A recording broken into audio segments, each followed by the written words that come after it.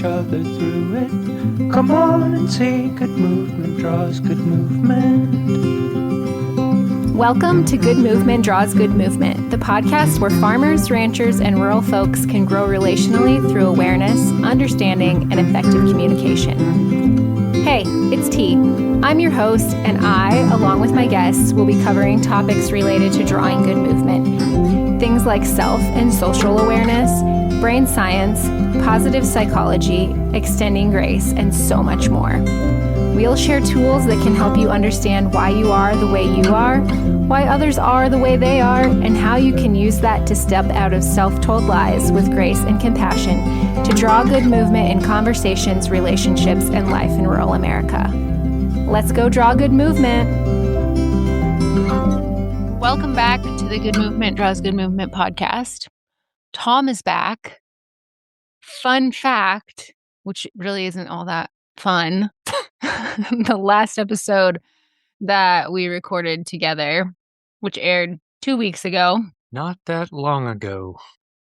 We recorded about 3 hours before the Ashby and Minor fires started. So in that last episode, we were talking about our experience with the Morrill fire. And this episode, kind of a fire 2.0, talking about our experience with Ashby and Minor fires. And knock on wood. Don't say it. Do not say it. That's why I'm knocking on the wood.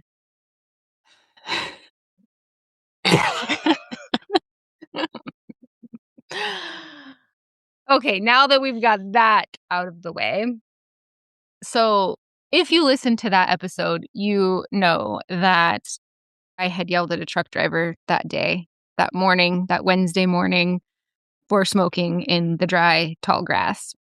And I saved that pasture for about 12 hours. About 12 hours. Before the fire started. So we recorded that episode.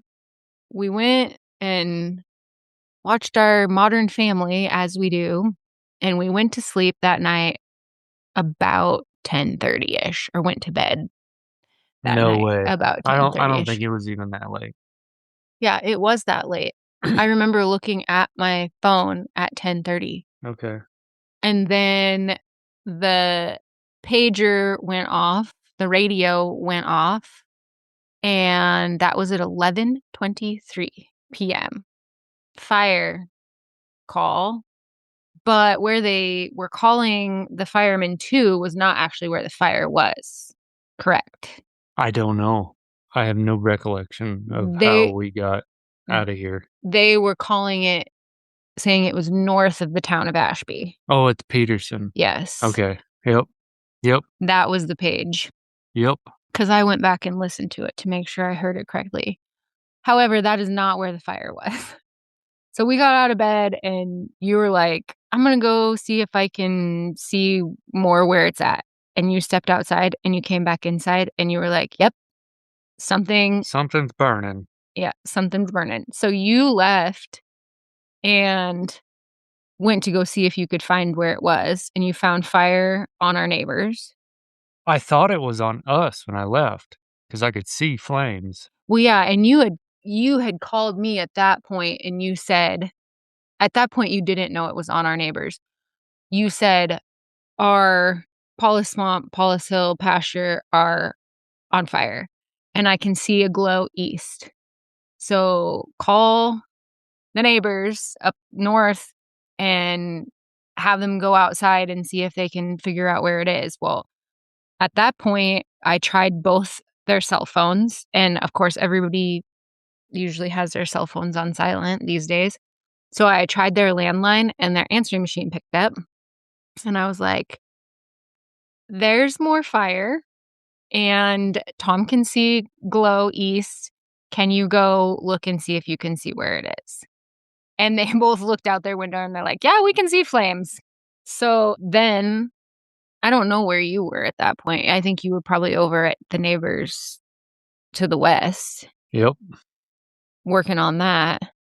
I think I called my boss Yeah. I called somebody and said, "Step outside and tell me what you see," and then all I got was an, "Oh, shit." Yeah. And that was pretty much conclusive to there's more than one. Yes. So, at that point, there was the one on the neighbors, the one on The north end of us. the north end of us, then there was another one further east, Yes. and one north of Hyannis. Okay. I think that's right. Yeah. So at this point, you're at the neighbors to the west. I have the neighbors to the north called. You have our general manager called. I wake the girls up and I said, "Come on, girls, we need to get ready to go. There's fire." And they popped right up out of bed and we started setting sprinklers and getting things ready, like packed up, ready to go. Like at this point, it's not their first rodeo, Unfortunately, that's accurate. unfortunately. So I get all that set and we had turned our horses out. Yep. And so I can't see them. They're not in the corrals. And Trip, our son, is at state FFA. So I'm down a driver. So I decided to just open the gates for the horses to get into the Sandy Corral. And the girls and I made our way. Well, we were making our way to town. And then you called and said, "Hey, just sit tight for a little bit, see what we got." So we did. We sat in the driveway and we watched the glow. And then our neighbor to the north called and he's like, "Hey, the girls went to town and I don't want to tell you what to do, but it's right up to the county road. It hasn't jumped it yet and it hasn't made it to the highway yet, but it's headed there. So you might want to get out." So that's when the girls and I left. And that was right around 1:00 in the morning. I don't know. No, I know it was at 1:00 because I looked at my call history. Otherwise, I wouldn't know these things too because time just ran together. Yes. But by the time that I had made it to town, we could not see flames at the highway. It had not crested the hill yet. And by the time that we made it to town, it was threatening the town of Ashby. And when I say we made it to town, we made it to Hyannis town. And then you called me like right as we got to town and said, "Have you heard from our one other friend who lives a little further east? The minor fire jumped Highway 61 and they might need a trailer." So I called her and I said, "Do you need a trailer?" And she's like, "Maybe." And then we got cut off. And then that's when I found out that it had jumped the highway and was getting into Ashby. And that would be north. Correct. And it wreaked a lot of havoc in the town of Ashby. Yep. Structures lost, people's homes lost. Homes. And then it blew north of Ashby, and then the wind shifted, and it turned around. And then it came back. And then it came back. And when the girls and I were in town, the call came out for the ambulance to be standby at the school because that's where they were evacuating the residents of Ashby to, and where they would eventually evacuate the people of Hyannis to.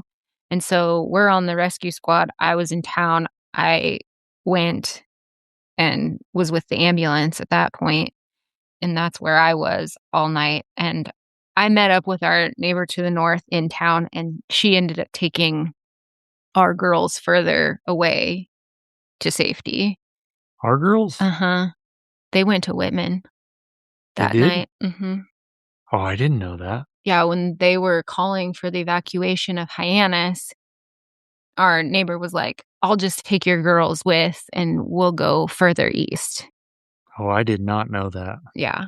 And I was like, "Okay, I'm going to stay with the ambulance," because at that point we didn't know what we were going to be getting, like smoke inhalation, burns. We didn't know. And so I stayed, and that's where I stayed all night. And I don't know what time it was when people got released to go back home. Obviously, Hyannis got released quicker than Ashby did, but that part of the morning is where time really ran together for me. The last time I I heard from you at 3:15. And then I didn't hear from you again until 10:30 when I asked for that proof of life. I mean, you just stayed on this road, didn't you? On our road, fighting it? Well, I re I think when I got outside, like, I could see flame like, glow to the northwest. So I don't know if she called or I called. I don't know. But anyway, I ended up at the neighbors to the northwest, and I cut through the hills. And as I was getting through the hills, I think I called our boss and said, "Hey, I'm headed to a fire over here. I'm going by myself, but I got my rig." But I think I saw a glow to the north. I remember seeing a glow to the north, and I said, "Step outside and tell me what you see." And then it's like an OF. Yep, we're on fire. Yeah, because you told me you could see glow to the northeast. Yeah, but I was already on the way and judging. I mean, it's dark, so you have no depth perception, right? Like you think it's right there, but it might be a mile, it might be 2 miles. And in this case, it was a couple of miles. But when I got there, like I was committed to going through the hills already. So when I got there, it was damn sure right to the house. And so I think I was the first one there because when I got to the backside, the neighbor come in and he's like, "What do you want to do?" And I said, "I don't want to be in the lead because I'm alone and I can't drive and spray. If I can follow you, that'd be better." And they said, "Okay, let's go." And so we went and we had a pretty good handle, we thought, on that. And then I was in touch with the guys over here, and the fire department had just, I think they got dispatched to our place. Well, they got dispatched to the Peterson, Yeah, right. which how many miles is it? It's a ways. It's 6, I don't know. It's 5 plus. We'll say 5 Okay, plus because but I don't I know. It's a the reason I ways. asked that is to illustrate the deception. Like, Yeah, you think the fire is right here, and it's actually right, right. So we had a pretty good go there, and then the folks that lived there, I caught up to him finally. He was in a buggy kinda trying to direct people, and I didn't have a sprayer, so I stole the guy that was with him, and we came off the hill north of the house, came around to the house, went in behind the buildings where they were calving, and kinda waited for it to come down the hill, and instead of waiting, we just went up there and put it out with shovels. And then when I thought that was kinda good, like their house was gonna be okay, I come down and there was a lot more help there. And I talked to one of the neighbor ladies and another guy on a tanker, and they're like, "You better head for home." So dropped off the guy that was spraying for me, came down the highway, got turned on to us, and one of the guys on the fireman's crew said, "Get your ass to the highway. We got to keep it from jumping the highway." And so I was still alone at that point. So I called our boss, the guy that usually sprays for me, and he was kind of looking to get in with somebody. So he jumped in with me. We went down the highway, and I don't know what time it was. It had to be 1 or after. it was probably about 1:15 because the girls and I left here at 1 and it had not jumped the highway. It wasn't even like we didn't see it at the highway yet. Yeah, and by the time we got to the highway and kinda were headed east down the highway, it was coming off the hill, and I don't think it took 5 minutes, and it was to the highway, and you wouldn't think there'd be that much traffic in the morning, but people were driving through it like it was no big deal They eventually did close the highway. after it crossed Yeah. the highway, Yeah. which did not help. So there's people on the highway. You got guys on the front end of pickups spraying water. You got guys on the back end of pickups spraying water. It was just not a good situation. So I jumped the highway. It was hotter than it was hot. Well, yeah, because when the page went out and I stepped outside, it was still 80 degrees at 11:30 at night. No, like the fire was The super fire hot. was hot, but the air temperature was also hot. Yeah, it was also hot out. Like we were fighting in long sleeve shirts and t-shirts at midnight, and then jumped the highway, and we couldn't take it. So we backed out, tried to regroup, headed back that way. Couldn't get where we needed to be, so checked the weather and the wind was supposed to shift. Went and checked on some places, and then we headed back down here to start saving our places when the wind did shift, and we picked up one of our ranch rigs. And that's when we kind of went down to the camp north of us, went in east of their house because the wind was supposed to come out of the northeast, and then just changed to the east because the wind was out of the south. It was going to make a whole circle north, northeast, and then eventually east. And so when that fire come off the hill where it started, we just started easing into it to try to split it and put it out before it got to the county road, let alone their house. And then it was just an absolute cluster after that. It was it passed their house, then the wind shifted back to the north, and then it was outrunning us. So we went from that camp house and headed for our house, and we picked it up 2 miles south. We picked up the front end of it 2 miles south and tried to get in, and we saw guys north of a meadow, but there's no way around that meadow unless you go clear around the end of the lake.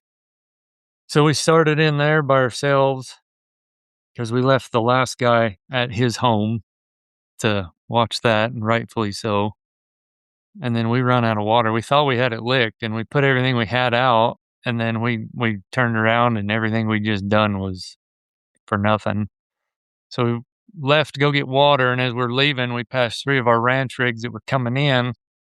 So we thought, okay, we'll fill up with water. We'll just go back and help them. And by the time we got filled up with water, we no more than left. We didn't drive 100 yards, and we couldn't see the front end of the pickup. And I said, I'm out.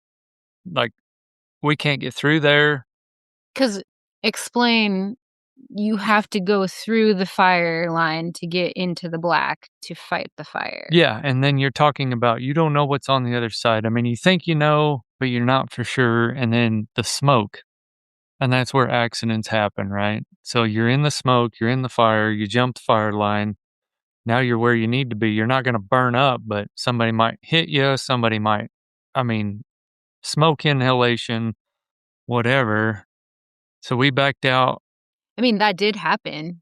There was at least one ranch rig that got rear-ended. Yeah. So that's coming up. So we backed out of there. We knew we had 3 rigs in it behind it. And then I don't know where I think I come back to the house. I think I come Was back that to when the you guys house. got cold? Well, we were cold, and then I wanted to get horses in. Like, I knew if I could get horses locked in the corrals, like, at least they'd be on sand and not running around with people cutting fences, which that's what you gotta do. So we come back to the house. No, we didn't grab clothes then. We come back to the house, we run horses in. Thankfully, they came into the whistle. When we went back out, I don't even know where we went. It's just a blur. And so we I think we hooked up with somebody. We went back to check, make sure the North Camp house was okay. And then when we come back down, we hooked up with some more guys and we got in it again. I don't know where we went. I don't know what time of day that was, I but don't either. I know the sun was coming up like an hour or 2 after that. there was one point in the night where I did not well, in the early morning where I did not feel good and I did not look good because everybody was telling me to go in. The one teacher has some really comfy, like, bean bags and stuff. They're like, "Go in her room and go to sleep." And Yeah, I'm like, "You just can't sleep at a time like this." don't tell me to take a nap. Like, I'm not gonna sleep. I'll go in there and lay down and take my shoes off, my boots off, but no sleep happened. And while I was in there, one of the firemen called me, and when I saw his name on my caller ID, my mind immediately went to, "It's my house or it's my husband." And I answered it, and he was like, "You got fuel in the tanks at your house?" And I was like, "Oh, thank God." "Yep." "Do you got any tanks close to the house that have water?" Which I was thinking today, I told him we have actually 2 tanks Right? close to the house, and I told him about the further away one, completely forgot about the closer one. It's fine. But I did ask him, I'm like, "Is our house okay for now?" He said, "Yeah, it's okay for now. We're working on it." Well, and at that point, I run into a crew that said there was fire behind the house, but they couldn't get to it, but they were sure it was there, and I was like, "Man, I was over there just a couple hours ago, and I thought we had it licked." And I didn't see anything coming down to the house. I said, "But if you guys wanna go check, that'd be great." So I kinda got on Onyx and showed them where kinda they could go, and honestly, I haven't talked to those guys yet. Was that the tracks across the lot speech? Yes.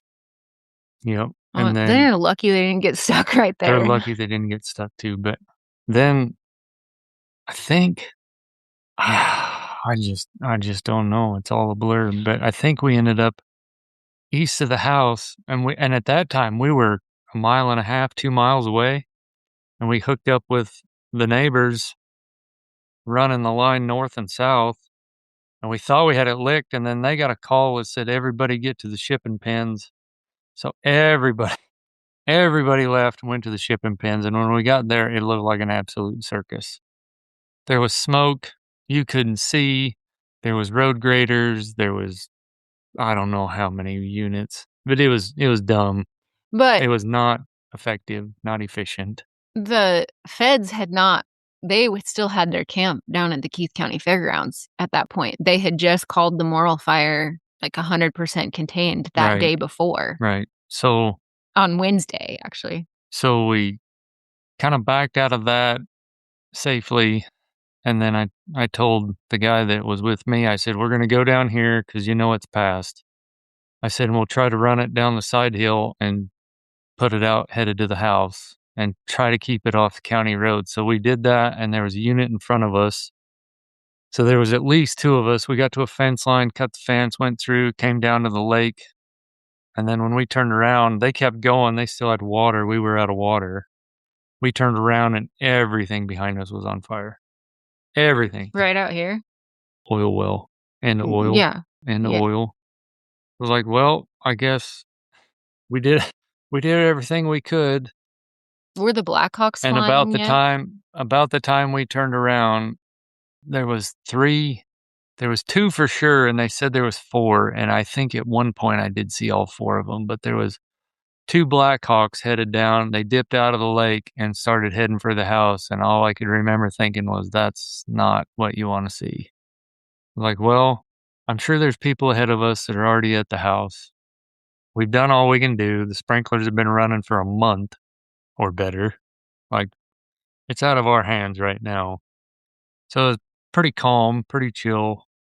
Got to the road, and some guy got stuck, and he's like, "I'd really appreciate you coming to get me out." And I was like, "Yeah, well, I'll take the guy you're spraying with. He works for us. He'll come back and get you."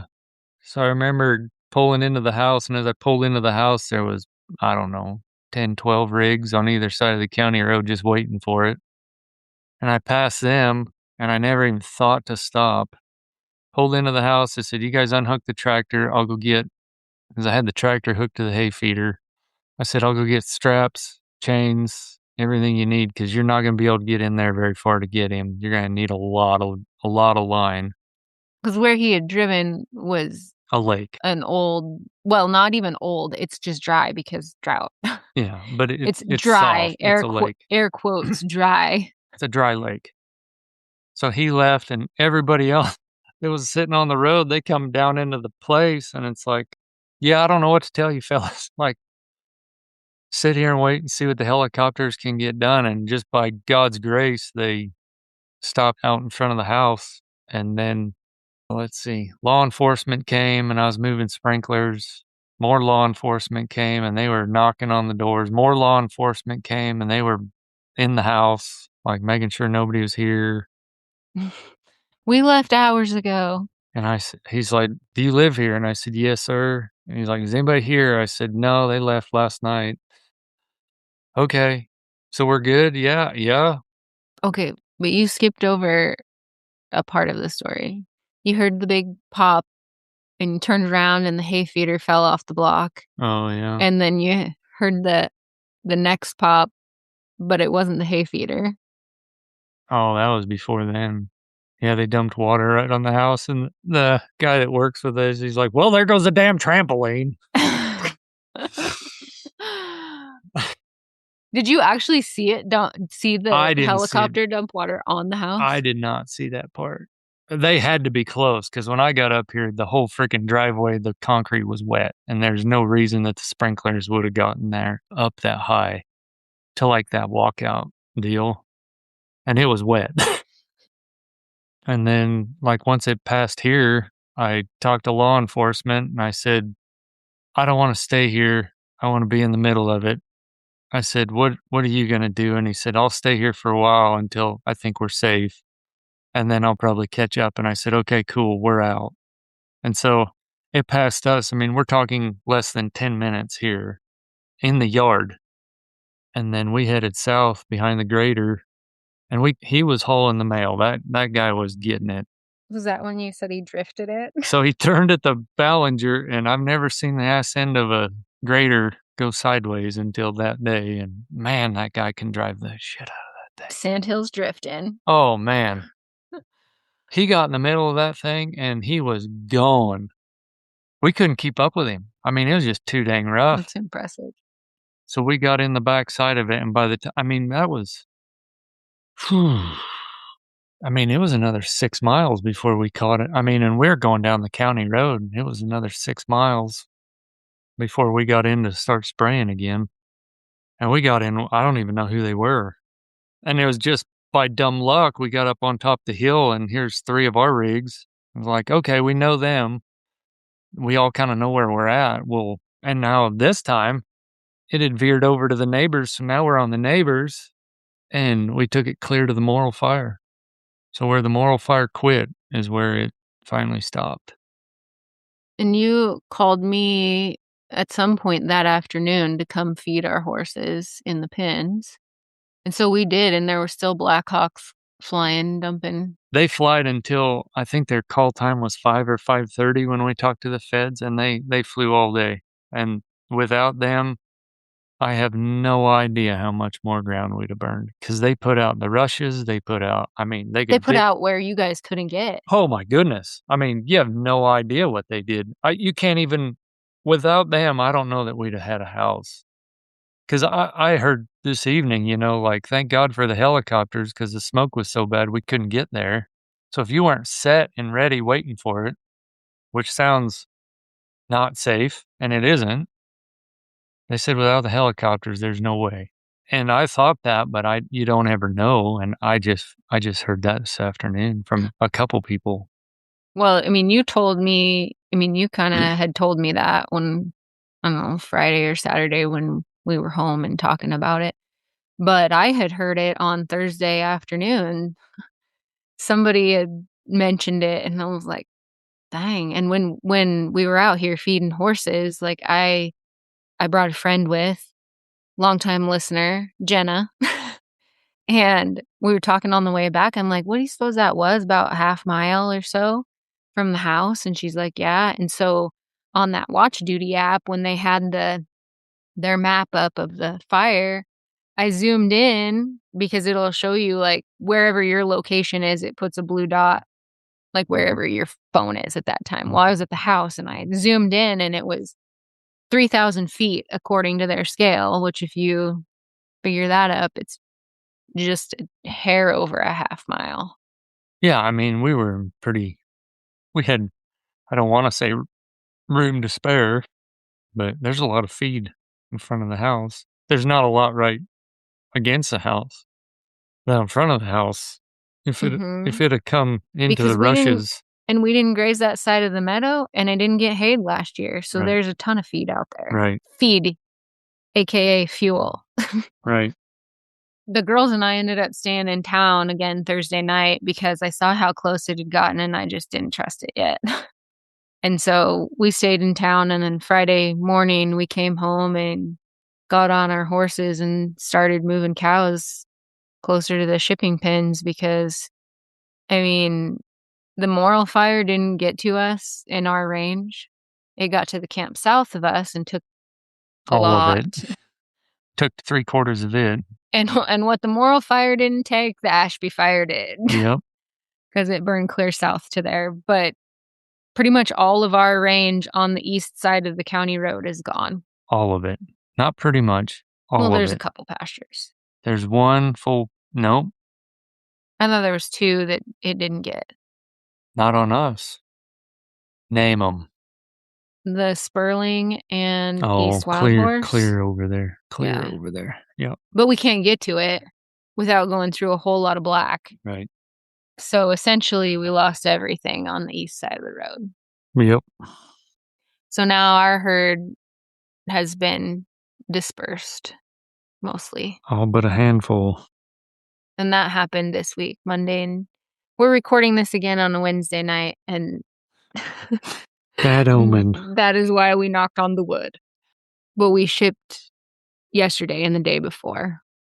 Yeah, and the PTSD is a real thing, even for the kids, if you come flying up here to the house in a vehicle, they start packing bags and loading Oh my horses. gosh, yeah, and then that Friday when we got home and we'd gotten the cows moved, and you and I were setting up the solar out there and we could see smoke, and Oh, yeah. it was an interior flare up, but the girls saw it and they immediately got their bags packed and put in the car or in the pickup. Was that Friday? I That was was trying to Friday. I was trying to tell somebody, and I could not remember what day that was. It's all so jumbled up. Mhm. It Yeah, that was Friday. And then I I think you knew it on Sunday night, but I didn't know it until Monday morning that we were forecast for dry lightning again. And I was so infuriated by that forecast. Like, I can't even tell you how angry I was. I was so angry. And so Monday, we split up. Well, because what did you have on Monday? You had to I go brand inspect I had no idea. because there were cows shipping on Tuesday. So you went up to brand inspect. I grabbed a horse and I went out and I had to move our cows, skip a pasture. And we kind of changed the plan with the forecast and ended up putting them on a meadow. A wet meadow. Yeah. And I got back to the house and you were coming up behind me in the tractor and you could see me going in and out of the barn and the tack room in our trailer. And you got out and you're like, "You're not unpacking that, are you?" I said, "Shit, no, I'm packing it back up from everything we've unpacked the last few days." Because I wanted to have everything ready to go on Monday night if we had to get out again. So I packed the tack room, I packed clothes for everybody, got them loaded. They might still be in the back of the Suburban now that I think about it. They are. They're in there with all the firearms. We Anyway, should think about that in the morning. yeah, putting those away. But Monday night, we had an EMT meeting. We went to the EMT meeting. Oh my lord, I The forgot about that. our captain was like, "We're gonna keep it short so everybody can get home," because everybody Was was on on edge. edge. Everybody was going to sit on a hill all night and watch, like, Yep. keep watch. And our meeting's just about done. Like, we have one last thing to vote on, and we're out of there. And fire call comes out for south of Ashby. All the fire crew came. "What do you got? You're on fire again." And it ended up not being fire. Right. And I think I shared this on Instagram already, but maybe I'll share it again when this episode comes out. But it was an ash plume, what people were seeing, because the wind was really weird that night. Like, when the girls and I were getting sprinklers set up here, I walked around the corner of our garage and I saw, like, what has been described as the angel of death from the Ten Commandments, Mordor, and the Dementors from Harry Potter coming off the hill in the oil well. And it was the creepiest damn thing I have ever seen. And I even got a call then from neighbors, "Are you guys on fire again? I saw smoke." Nope. I watched it, just an ash plume, we're good. But The meeting adjourned. yeah, then the meeting adjourned and everybody is, like, Yeah, we just called the crew again. super edgy. So we were all chasing our tails, but I'd rather chase our tails and Yeah. not be where we should have been and And lose more country. we got the kids all squared away that night, and we went up on a hill near the house so that we could be close if we needed to go get everything out. And we watched on the hill until, like, 1:15-ish. I have no idea. I was in and out. I know it was like a party line from, like, back in the day, if you're old enough to remember the party line, like, "What are you doing?" The neighbors would call, "What are you doing?" But Tom did take a nap because he had to ship the next morning, but I stayed awake, and I popped a couple bags of popcorn, and I threw a bunch of Sour Patch Kids in, and you know what? Sour Patch Kids and popcorn are the snack of Firewatch champions. And so at 1:15, like, we hadn't seen any lightning, and you're like, "Let's just drive up and down the road a little bit, and then maybe we go to the house so I can get a little better sleep," and so that's what we did, and I set my timer on my phone for 30 minutes, and every 30 minutes, I was getting up and checking Yeah, and by better sleep, like, windows. I slept on the floor in the living room, so, You had a cushion. yeah, but, like, I don't want them to think it got too cushiony and too comfortable. Well, even sleeping in our bed these past few weeks, like, Oh, it sucks. I can go to sleep really good, but staying asleep is a problem. Yeah. I will say that knowing that the feds were driving around monitoring the fire line did help me sleep a little better, Yes. but still not great. And what do you even say? Like, you talk to all those people, like, people from Eastern Nebraska, like, they have no clue where they're at, and you run into them, like, we watch Fire Watch all night or most of the night alongside of those crews, and they'd be from, like, we're talking 400 miles east of here.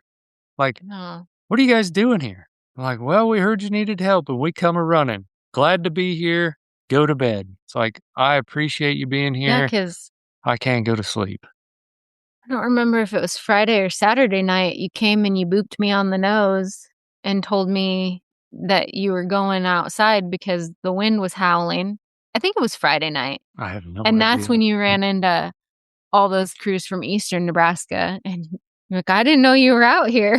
I didn't, because the night before, we hadn't seen well, whatever night. Thursday night. Yeah, we didn't see anybody until, like, 11:30, 12 o'clock, and then Friday night when I got out at, like, 11, I talked to them, and they're like, "Well, if it'd make you more comfortable, we'll just park at your auto gates. We'll put one here at this auto gate and one here, and if we see something, we'll come knock on the door."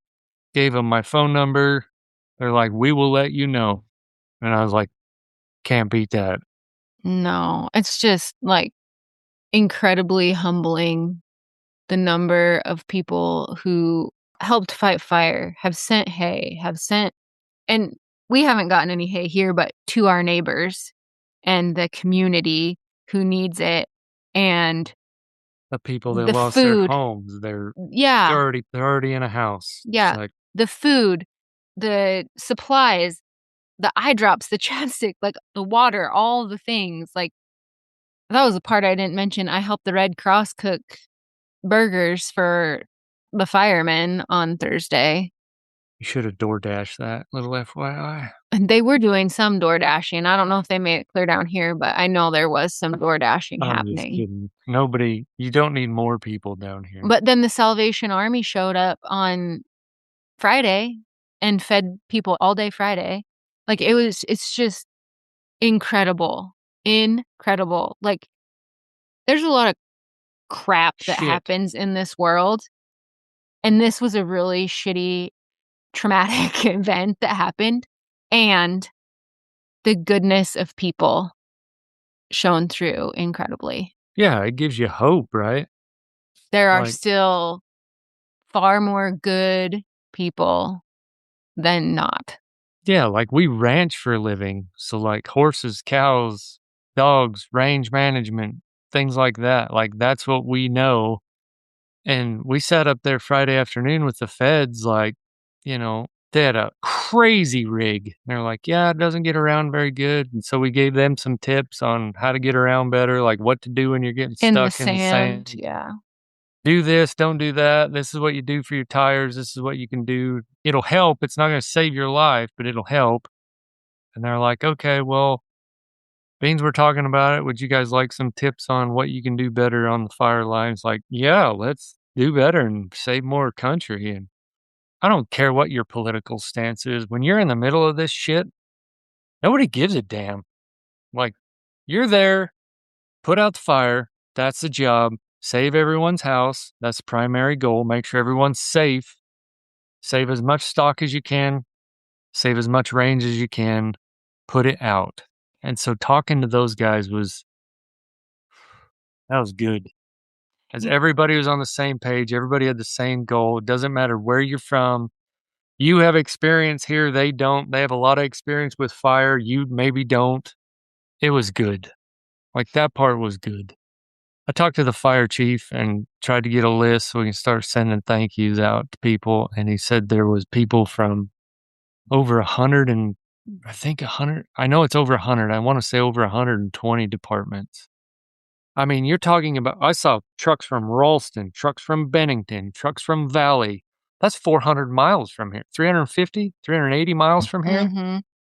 and those people don't know where the hell they're at, but they're happy to be here. Like, you run into them at 1 o'clock in the morning, and they're just happy to help, and I mean, we don't know them from a hole in the wall, but here they are protecting our house and our family. I mean, it's how do you thank them? A thank you card doesn't do it justice. No. You hope you never have to get square. Pay it forward. 100%. I thought about this a few days after, like, when things had started to kinda chill out a little bit, but and I mentioned it to you, like, I'm so like, if we had to burn, I'm glad it was this year and not last year Yeah. because I would have been Breast cancer and a burn. no help. Couldn't raise my hands above my head, couldn't lift more than a gallon of milk, like, Oh, and I'd have been super frustrated. that would have been just so I mean, silver linings, still a really shitty situation. Yeah, but like we said, it could have been worse. The funny part to me was, like, people asking for fuel, like, "Do you have" "We're low on fuel." At this point, just take I'm it. like, "I don't give 2 shits about the fuel. You're on my place. If you drive by a fuel tank and you need fuel, go get it. If you run it out, we'll get some more." I I don't even have the words to so many people, so many stories. I mean, they will probably write books about this. The history teacher at school has already started like asking for stories because he wants to compile stories. And no matter how many people he interviews, it'll just be touching the surface. I mean, this will be talked about for this will be like the blizzard of 49. So the hell with that blizzard of 49. We We'd got the like a fire of blizzard. 26. We'd like a blizzard. When you talk to the old guys around here that are out here that probably shouldn't be out on the fire line, and you're not gonna tell them no because they might thump you. But when they've been through what they've been through with it, and they tell you that they've never seen anything like this, that's not a good feeling. Yeah. But at the same time, they care enough to be out here. You know what I mean? Mhm. We know what they've personally been through, and I won't share that, but, you know, less than a year ago, they lost a house. They lost a place. They lost a shop in a tornado, and to see those caliber guys out here doing everything they got, and at their age, I hope I'm not out here, but I hope I have the willingness and the gumption to still want to be here. You don't want to be there. You don't wanna be on a fire. You don't wanna be on a fire, but you want to have the ability to provide that support and that help. Because 'cause we've had some phone calls already. I wake up sweating and all I see is flames. Fell out of bed because I was falling off the grass rig. I mean, I don't know if it was last night or the night before last, but I was almost asleep and fire, and I was, like, jolted awake. Oh, and the pickup still smells horrendous, and Yeah, I when the can't I wind can't blows get out just of it. right, Every time I get in that pickup, I get some anxiety issues and or when the wind's blowing just right and it blows, like, the soot. the soot and you can smell it off the pickup, you about pee a little. Yeah. And every time, I know we talked about this a couple weeks ago, but every time the 6 o'clock test page goes Oh, off, man, I dread hearing that thing anymore. we kind of like now, I know you did it the other night, you kind of pay attention to what time it is so you can kind of prep yourself. Yep. So I guess the moral of the story is, like, PTSD is real. And like I talked about this last week on the podcast, but your nervous system, our nervous systems are set up really cool so that they keep us going through the hard things that we have to go through in life. Like that's how we survive. And we're not going to feel all the effects of this until there is safety and slow down. And I'm still very concerned about what happens when it slows down and there's safety, because that's when the shit hits the fan. Right. I mean, I've heard from other people that some of our neighbors aren't right, and we need to reach out to some individuals, and we can do that, but I'd like people to know that are listening. Like, if you've been through it, you're listening, you're having a hard time, then reach out to us and just talk. And I'll have a link to Victoria's PDF and resources in the show notes also. She's got some really good things in there, like what to look for and like a solid list of people you can talk to. It even has like their personality traits so you can kind of get an idea of if you jive with them or not. I don't know that I got anything else. I'm just very grateful to all the people, and nobody's ever going to hear it enough.